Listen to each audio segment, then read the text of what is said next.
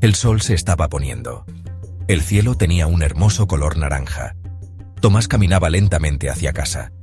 Disfrutaba del aire fresco de la tarde. Al doblar una esquina, vio un perro. Era un perro grande con pelaje café. El perro estaba sentado tranquilamente junto a un árbol. Tomás, amante de los perros, se detuvo a admirarlo. «¡Qué perro tan guapo!», pensó. Extendió la mano para acariciar al perro.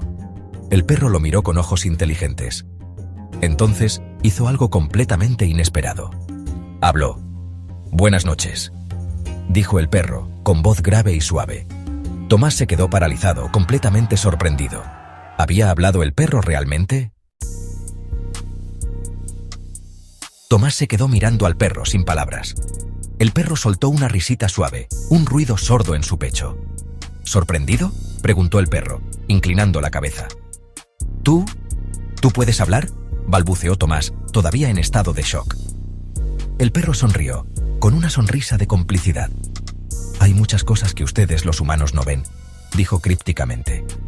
«¿Qué quieres decir?», preguntó Tomás, la curiosidad finalmente superando su incredulidad. El perro lo miró con amabilidad. «Se esfuerzan tanto por la grandeza», comenzó, «pero se olvidan de las cosas sencillas». El perro hizo una pausa, dejando que las palabras flotaran en el aire. Amabilidad, compasión, empatía. Esas son las marcas de la verdadera humanidad.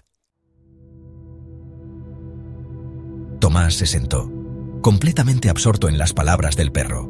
Nunca lo había pensado de esa manera. El perro continuó, con voz suave pero firme. «Construyen muros, no puentes». Cada palabra resonó profundamente dentro de Tomás. Pensó en su vida, en sus interacciones con los demás. ¿Estaba siendo realmente amable? ¿Compasivo? El perro le dio un suave empujón con el hocico en la mano. «No es demasiado tarde», lo tranquilizó. «Abre tu corazón. Mira el mundo con ojos de comprensión». Tomás asintió lentamente.